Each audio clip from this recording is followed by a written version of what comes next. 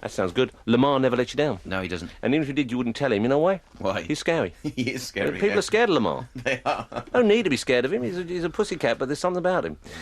We have with us someone who I suspect is among that small elite group who is not terrified of Lamar, Mr. Mark Steele. Mark, thank you for coming in. Thank you very much for having us. That sheds business was probably the longest conversation about sheds, but except that because I'm a creature of Radio 4, it sounded like it could you'll get an offer. It could be a programme. We'll be able to take off from John Peel, Home Truths. That's the sort of thing. Well, that's right, Saturday morning and now on Radio 4. Never mind Radio 4. The social history of sheds. Radio 2 will give us a series on sheds if we can put some dodgy music, tie it in with music somehow. They've done every other possible subject. Well, I did it on Radio 4. This is my favourite programme. I was driving along and this honestly happened a couple of years ago. I heard the announcer say, and now on Radio 4, the next in our series of unusual weather incidents. Today, the unexpected lightning at Dunstable. That was true. But you know what? I sincerely hope those shows keep going. Because that's what being British is all about, isn't it? Exactly. You want to tune in and hear someone... You want the weather forecast... You want the shipping news? Well, I remember it. I do remember that programme. I remember a bloke saying, I was up in me glider and, it looked like an absolutely clear day. You just really wouldn't have expected anything. I said to the wife, I'll be home at normal time. The next thing, what do you know, lightning. And do you remember my insightful look at the Jam's career? No. And yet you remember the man talking about weather, and that's what people want. Also, weather is a fascinating topic. We can't think of anything to say about it now, but it's quite a fascinating topic. I will watch shows about weather, though, don't you? When you see those shows on TV, especially if you're flipping through your digital channels, and you do get to world's worst weather, world's most freakish weather, world's most terrifying weather, not particularly interesting weather. Any of those shows I'll stop and tune into. I'm not that interested. I was where was I? Somewhere or other, Berlin or somewhere like that, and I was watching one of these BBC World channel things. And they have the world weather on there, but the woman who does it exactly the same as if it's the English weather. And there'd been some big mudslide or something, but she had a map of the world, and she was doing it just like it was the English weather, going, and moving down here to Vietnam, there's been some mudslides. Quite a lot of families and villages buried there alive, but that should clear up by Monday, and moving across here to Saudi Arabia. But that's frustrating, isn't it? Because I know when I'm watching, them doing the weather here in the United Kingdom, and you see them in Scotland, you think, hurry up, get down to London. I know it's interesting. I'm nowhere near Scotland. And I can't read the map myself.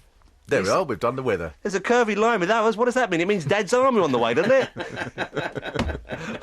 You're not supposed to mention that. Don't mention that. I'll tell you what, can I mention this? This is only just related. I was reading of all the rubbishy stories you get about the thing we mustn't mention. Yeah. The one I saw... That which must not be named. Exactly. We, the Scottish conflict, they probably call it. But there was... I saw one thing. Who made this up?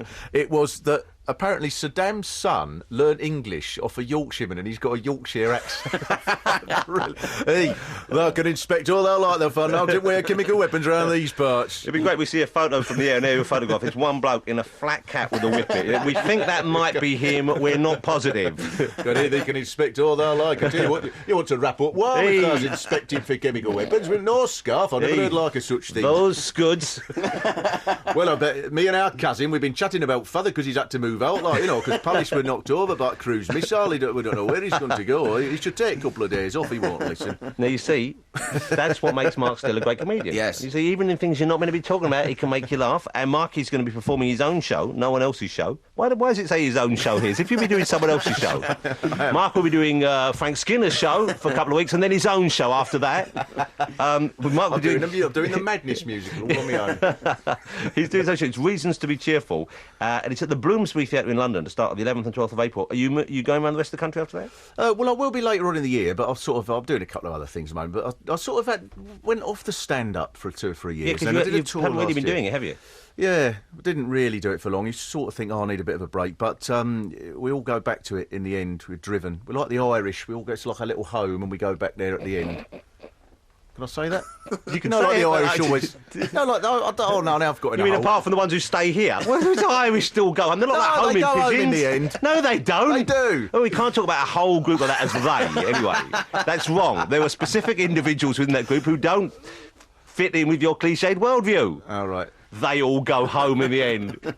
I tell you what, they love a bit of Guinness. No, it's dreadful, isn't it? I do apologise for the people of Ireland. I was talking, there's none here, they're all over, they've all gone home. In the end, they do. Even the ones who lived here for a while. They all move away. They all move away. Of course, yeah. I was in Reykjavik, and there's an Irish bar in Reykjavik. Fantastic. Go to the first main bar, and people go there. Fantastic. And I'll say, because you get these people who say, there are some Irish people who now saying, asylum seekers, with no room for all the immigrants coming over, which is fantastic. The Irish people going, whatever would make somebody leave the country they're brought up in and go and live in another country somewhere else, so I can't see why they wouldn't do such a fantastic. And did they sell, was it a traditional Irish bar? Did they have, obviously they Guinness, did they have fiddly-diddly music? What's it called? It's called the Pipes or something. The music's, yeah, well, they've got every sort of music in Iceland. I've had a fantastic time in the second-hand record shops there. I've got all sorts of things. What were you doing in Iceland? Well, I was invited over there to do a couple of talks. One of which was on the subject that apparently doesn't exist. But I had a brilliant time there, and I think I've mentioned it on this programme, in fact. But there was in this second-hand record shop. I sort of said to this bloke, "I'll tell you what. I bet you've got no Icelandic rap though, tee-hee." And he said he looked most perturbed, and he went and got a big chunk of Icelandic rap out. And I bought one. It's brilliant. It's by a bloke called Rottweiler, and he's about 15 Icelandic, and he's given it all the sort of... And is it in... What is the Icelandic accent like? Is it in the Icelandic... What's the language? They speak Icelandic, right. But there is this Icelandic rap, and it sounds brilliant, whatever. I don't know what he's going on about. I'll say he's probably doing stuff about drive-by snowballings from a sledge. But it was Icelandic rap. I was very pleased, because I sort of... Sometimes if I go away to these things, I bring back something to see if Lamar's got it, and when Lamar says, no, I haven't got that, I think, Icelandic rap, it was worth going just to catch you out on that. And how often do you actually put on your Icelandic rap CD? I've played it 3 times. Yeah, well, that's not bad. But when you go away somewhere, don't you find that? I always find that if I'm anywhere for longer, like 10 days, I'll get totally immersed and I think this is the best stuff. This is great, and I'm always going to listen to this. I was in France once for like just 2 weeks, and it was when my first child was born. We were out there with Betty, and she was very young, so it was too hot to go out. She came out in a bit of a heat rash, so we stayed in the hotel room watching M, which was Monte Carlo music TV. And we kept thinking, French pop is the best pop. And of course, as we all know, it's actually the worst pop. And I went out to a French record shop and I was doing my bad French. Avez-vous le nouveau album dans le Niagara CD? And I bought all this stuff back. It's all shite. There's nothing good.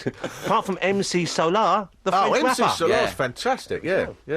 But, that's part of the thing of going away, though, to go to somewhere and go into the second-hand record shop and buy a big load of stuff back. I went to South Africa a little while ago, and that's the thing, the great thing of the difference is... Johannesburg, right, which I don't know if you've been there, but it's got this sort of reputation, terrible crime and all that, but it's almost brilliant if you're a tourist that it actually lives up to its reputation. There was this thing that happened, about 4 times I went round to these sort of, to someone who was sort of in the suburbs, and every one of them, the same thing, the same little process. They sort of say, "Oh, welcome to Johannesburg. I hope you're not listening too much to all the rubbish about the crime." And then you go in, and then you hear this cladunk, and this huge green gate comes behind, and then they put about 6 bolts on. And you expect them to say, "This is Alan. He's our sniper. He sits on the roof. If you go to the toilet, take a Kalashnikov." It's just been a lot of toilet robberies lately. They're coming to take the cistern. But it was just something brilliant about it. The most disappointing if you got there and nothing happened. You get around there, don't you? Were you touring over there? Were you performing? That's all my trips abroad over the last 8 years. I've been through them all. Reykjavik, Johannesburg. That's it. I've got several albums of Mexican revolutionary music from like the 1930s, if you're interested. Well, I'll have it. Never listened to it. I can imagine you're the sort of person who might actually sit down and wade your way through that. I would. I'd wade my way through it. I'd be up and down the garden in my sombrero with the big rifle. And Mark Lamar's got them all on CD, apparently. What sort of music do you actually listen to for your own pleasure, though? When you're not listening to Icelandic rap? Oh yeah, I've got anything. That's really. There's not a genre of music that I would completely reject. I don't think, except the opera. But even that, I think, well, that's my own loss. And the opera, you just don't like the sound of it, or? I think it's probably goes back to me childhood a bit, sort of coming up from the sort of childhood where when I was 13. If someone put BBC Two on by mistake somehow, it just got flicked on by mistake, and it was the opera, one word, oh, my mum would just, Like there was a huge lizard in the room. Get it out! It was a poet. Someone said "the." So it was. So it's probably a little bit of that hangover from Isn't it weird? When you were a kid growing up, BBC Two was just a territory you didn't want to go near. No, nobody. No. BBC Four has taken that role now. Exactly. You wouldn't want to go anywhere near when you were a kid. No, I was supposed to be doing a programme for BBC Four. What's it It's on? the lectures series that I did on Radio 4, doing it for television, and it's going on there first. I don't know what will happen to it after that. Well, it was watched by 4 or 5 people, and then in 20 years' time, there'll be someone on the show saying, the reason I don't like the BBC 4 is as a kid used to turn, there'd be someone like Mark Steele going on about Che Guevara. My mum would go, ah! Exactly. That'd be nice. Well, let's play some contemporary music of some sort, see if you like this, and we'll talk some more afterwards. What are we going to play, Andy? A bit of Reckless Eric. Love it. It's a Teenage Fan Club with Jad Fair there. What's the name of that album that one's on? It's called Words of Wisdom and Hope, and that was a single called Near to You. It's a good album. It's been out for a while. We recommend it to you. We have Mark Steele here with us. Marky's got a new live show called Reasons to be Cheerful. It's starting here in London at the Bloomsbury Theatre on the 11th and 12th of April. Then, eventually, when he gets around to, he might do it around the country as well. Yeah, no, I will indeed, yeah. You like performing live, presumably? Oh, yeah, it's brilliant, because it's sort of, you need to be fed. The egomania needs to be fed. And you've been doing live stand-up comedy for about 20 years now, if I'm right. Would that be right? Oh, God, yeah. It's about 20 years. Yeah. I remember seeing you at the Edinburgh Festival in about 1983 or something like that. Oh, blimey, I must have been rubbish then. You were terrible. No, you were really bad. Must have been And I was amazed years later when someone said, "Do you want to go and see this guy Mark Steele?" I went, "No, I don't. I saw him. He was terrible." You were terrible. I think you were supporting Rory Bremner. Would that have been right? No, not Roy, but someone like that, yeah. And it might have been. Was it really bad? Oh, yeah. It was shocking. I remember some of the material. You did about walking down country lanes and whistling to yourself in the country lane or something. No, that Yes, it was you, Steele. With someone else. Steele, it was you. Actually, I remember actually coming away and saying, "See, that's class, isn't it? I love that you can come on a programme and someone says, I saw you once, you were terrible." Well, it was 20 years ago. I know, but I remember going out and saying, "That's why I don't go and see comedy live. That's the reason." Then I saw you this. I thought, he's really good. What happened? And there must be a moment, I guess, in a comedian's professional life when they suddenly do. I don't know. Yeah, but you can still have terrible nights. And you still, even today, yeah. Oh, yeah, everyone still has the odd dreadful night where you just think, oh, God, no, what's gone wrong there? And what do you think does go wrong on those nights? I don't know, it could be anything. I mean, you don't really want to hear comedians analysing comedy. That's but there must be. You must afterwards think, well, maybe the audience weren't on the right wavelength, or I wasn't in the right frame of mind. Not in the right frame of mind. You know, it's like you can't. Too cold in the room. Could be anything. Do you think if a low pressure front comes in from like the west, that affects people's mood? I think it does, because sunshine in the morning, when you go out on a sunny day, everyone's happy. Yeah, but sometimes you can tap into the misery, you know, so you can sort of... As a comedian, you know what you want? Oh, you mean you can use that as a comic springboard? Yeah, you know, people, we like a good laugh after we had such a miserable day. You can tap into that, but some days it just doesn't go. That's the brilliant thing about it. Some days it doesn't click. Yeah. It just doesn't happen. Let's talk about So you lose the gigs that are the really worst, the ones that everyone says, the really bad ones. Like the one I saw.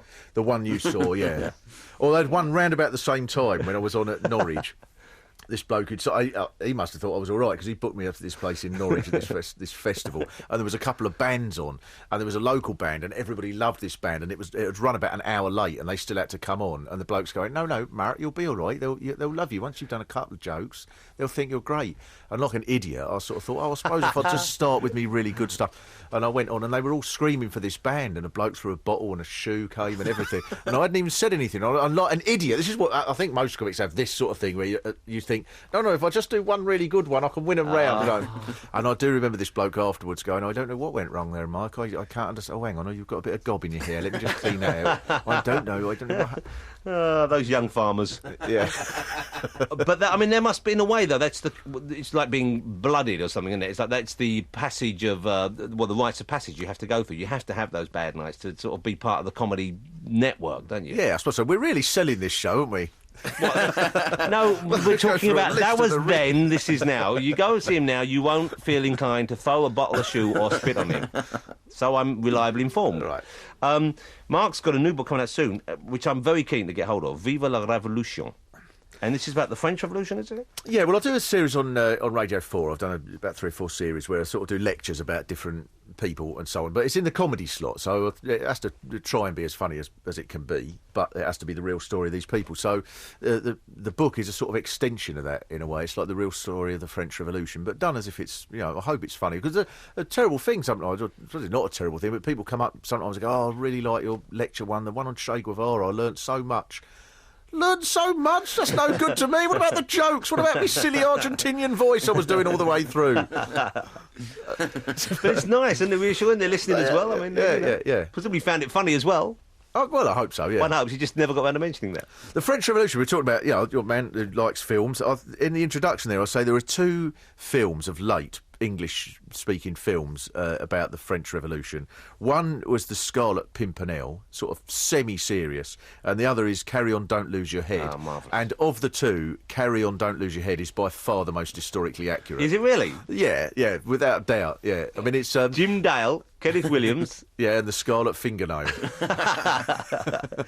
Definitely it is. I mean, because most of the sort of stories about the French Revolution... Oh, and of course, Tale of Two Cities, I suppose, although that's quite old now. But... they sort of start from the point of view that the French Revolution was just, suddenly, for some reason, the French people all just went berserk and started chopping people's heads off willy-nilly, and then it all sort of sorted itself out. But it was an extraordinary time. People sort of felt engaged in things and abolished slavery and all this sort of thing. So there is another side to it. It was an incredible period in history right across the world, though, not just in France. But in France, they rose up in that respect, OK? And I'm curious as to, do you think that would ever happen again? Do you think there's a chance? Because, I mean, obviously, back then there were, it was the divine right of kings, and there was the oppression from above, and this kind of unchallengeable authority that was supposedly handed down by God, which allowed people to stay in position. And they said, no, hold on, we won't have a say in this. And it followed the Enlightenment, of course, and all that. Nowadays, of course, we have a vote, we have a say. But do you think things need to get that bad for things to be changed in that fundamental way, or do you think ever we will see a revolution on that scale? That's a magnificent précis of the cause of the French Revolution. I don't know where it came from. I think I was channeling Simon Sharma for a minute there. Was he talking through me? No, I'm fascinated by the subject, mainly for the clothes. I love those culottes. Ooh. Yeah, well, there was sans culotte, of course. They were without culotte, the people that were the sort of urban poor that led the culottes, were they Revolution. the royalists, or were they the people who... The culotte is a sort of breech. It's a type of clothing, sort of trouser wear, that the poorest didn't have them, and so they were called sans culotte. Can it happen again? Well, the thing is, there's a great quote from someone or other who said that revolutions always appear impossible until they happen, and then they appear to be inevitable. And I think the French Revolution looks like that. And you've got all these sort of historians who now would say, oh, no, there could never possibly be any great revolt, who would say, but the French Revolution, of course, it was inevitable because, as you quite rightly say, you had a situation here where everything was done through the king. The king was supposed to be the was God's envoy on earth. Everybody had to go through life in their fixed, allotted place. Yeah. And that could never... and, of course, people got fed up with that. But at the time, it would have seemed just as implausible, I think, as revolt now. Or just as implausible as if, for instance, 2 years ago, someone had said, to pick an example at random, 1.5 million people might march through London. Well, yeah, that was an impressive feat, of course. Without the culottes, though, or the sans culotte. See, maybe that's what we need, a unifying item of clothing which identifies us as a radical group, or indeed the opposition. That's all we need, and we're away. If that happened, I'm telling you, Mark, it would be an exciting time. I'll tell you my favourite, or the first time I ever came across the French Revolution was on Blue Peter. I was about 17. I was unemployed, about 17, 18. And was that, Mark, was that when they had the dog called Robespierre? It was, I think... The turtle called Robespierre in the garden. Unfortunately, children, Robespierre has risen up and decided he wants to choose his own path through life. But there was, I think it was Peter Purvis, but I can't quite remember if that's right. But he did this thing where he said, well, now we're going to look at the French Revolution. And then they had this sort of, this little cartoon picture of Marie Antoinette, and they told us all about all her beautiful clothes and how lovely she was and all the lovely jewellery she had. But then all of a sudden, and then there was this sort of boom, boom, boom sort of noise. I remember watching this. Then it said some people, agitators, it said. Agitators started riding through Paris on horseback, spreading leaflets, telling people not to like Queen Marie Antoinette. And then you see this sort of little voiceover going, boo, boo, down with the Queen, down with the Queen. And that's what caused the revolution, and that was more or less it. And I thought afterwards, and I put in the book that you expect afterwards that I presume that after that, what they did was they then showed you how to make a guillotine using a shoebox and a Stanley knife and a bit of string and a shoelace. Oh, Blue Peter's view of history. That's all you need, isn't it? Were Bleep and Booster involved in that retelling? Do you remember Bleep and Booster? I don't know. Not many people generation. There were two little space people who appeared on Blue Peter on a regular basis. They've been written out in the revisionist history copy of Blue Peter. Rather like Lenin, they've been stencilled out. Well, I was only unemployed for about 6 months. If it wasn't in that time, I didn't. You were just a child when that happened, weren't you? Maybe I was watching at home as well. That's terrifying, watching it as a grown-up. What a great period for Blue Peter, for kids' television, but also for the divine right of man. Exactly, yes. Yeah, See how we've drawn the two together. But the French Revolution, well, it must have been an incredible period to live through. Well, it was extraordinary. I mean, it's one of my favourite stories. I'll try to very quickly. It was just the King and Queen's escape. So the King and Queen were still King and Queen, but they now had to go through a constitution, which they didn't like that. So they wanted to go abroad in order to try and help create an army that could invade France and put them back on what they saw was their rightful place. And there's this extraordinary... First of all, there's this brilliant bit where Marie Antoinette is having an affair with Count Fersen, this Swedish count. Now, because she's having this affair, this gate is left open every night. So the count can sneak in and sneak out again. Yeah. Now, when they're planning to escape, the king says, but the gates are locked every night. And so there must have been this brilliant moment where Marie Antoinette must have said to him, right, well, two things. There is a gate left open, but it's because I'm knocking off this Swedish count. Maybe she said, don't ask me why. I've just always thought it would be nice to have an escape route. But then there's a brilliant... So he tries to organise this carriage for them. So he organises a carriage and says, there you are, because you're going to be in disguise. You're going to be as a sort of Russian peasant. And there you are, you can escape like that. And she says, but look at that carriage, I can't travel in that. I'm the Queen. And he says, well, yeah, I know you're the Queen, Marie Antoinette, but the thing is, we need to be in disguise so you can escape. She says, but I'm the Queen, for God's sake. And this goes off, and he has to end up getting this huge, great, enormous... Which gave the game away. Which gave the game away. It'd be like if the Queen here had to escape all of a sudden and said, what about in the Royal Yacht Britannia? That should do nice notice. But you see, this is what I'm saying. You see, she could disguise herself as a Russian peasant. Who would you disguise yourself as now? We all dress the same. I mean, unless you dressed up as like a quick fit or something, everyone wears the same clothing these days. What now? Yeah. If the Queen had to, or Prince Charles had to escape? The Queen wears regular clothing, I mean, she'd take the hat off, the tiara, put it under a jumper, and then you wouldn't know it was. Pair of dungarees, bit of paint splashed She'd be down in a twin set. It could be any nice old lady sneaking out. Just get on the Piccadilly line. I don't think we need a revolution. I'm not saying that, but I'm just saying if there was in this, exciting, romantic way, it wouldn't be the same. That's what we're missing. That's what we've lost. Yeah. Well, the clothes are very important, obviously. Obviously, to me. Let's have some music. They were very camp, the clothes, weren't they? Oh, that's what I like. A neckerchief on a man. Yeah. Then you know he means the campest revolutionary business. Never to take place. Well, it's the French. They love their food. They love their clothes. The brilliant Ben Folds. He's really a big talent, isn't he? Yeah, that was actually the Ben Folds 5 when there were all of them there. Yeah, but there weren't 5 of them, were there? Weren't there? 3 of them. I don't know. I'm confused.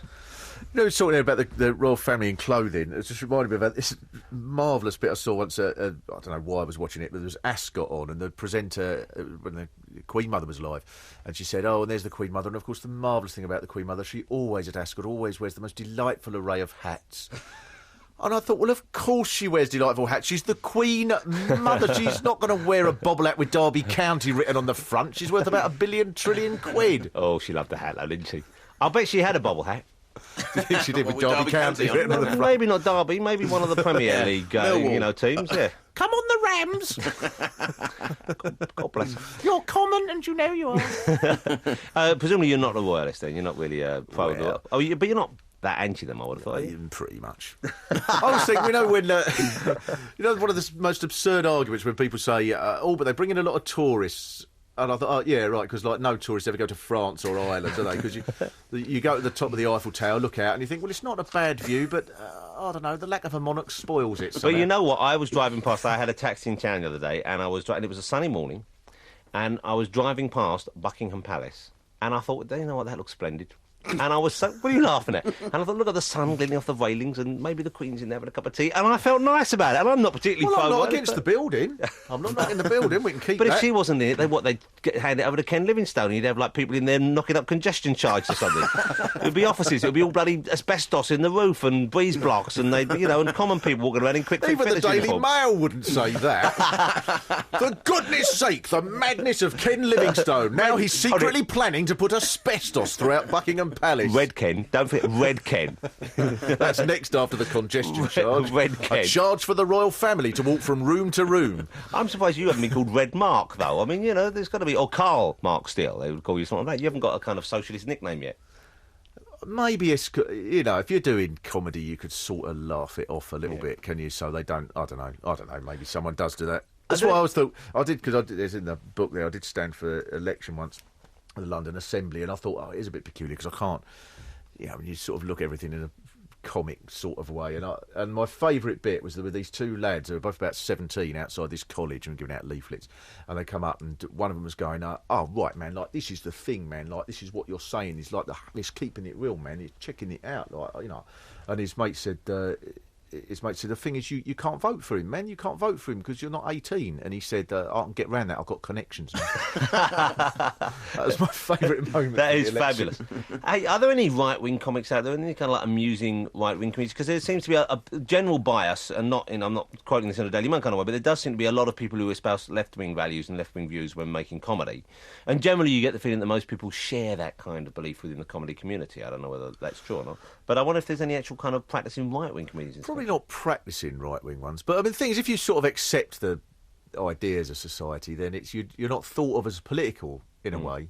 You know what I mean? Whereas, so you just sort of churn therefore out it the wouldn't be things. seen as It you wouldn't be actually seen making a as- statement because you're kind of going along with the conventional wisdom. Exactly. Yeah, interesting point. Mark Steele, as I said, he's doing a live show 11th and 12th of April in London at the Bloomsbury Theatre. Reasons to be cheerful. Look out for him live. You will eventually get to go around the country with it, I'm sure. Yeah, for sure. And I think this show this next week will probably be talking in. I'll probably be having a good rant about a certain subject. In roundabout terms, you'll be talking about the current situation. I might well be. I would look forward to it. I'm away. I'd like to see you because I know you'll be much better than the last time I called a hole out of you. Which was 20 years ago. And let's face it, you didn't really have anything to wail about back then. I don't think you found your voice. Mark, it's really lovely to see you again. Thank you for coming I in. really, honestly think it is brilliant to come on and someone to say, I saw you once, you were absolute shite. But you have to sometimes speak the truth because, let's face it, we all come out of it stronger and better. Thanks, Mark. Take care. Cheers.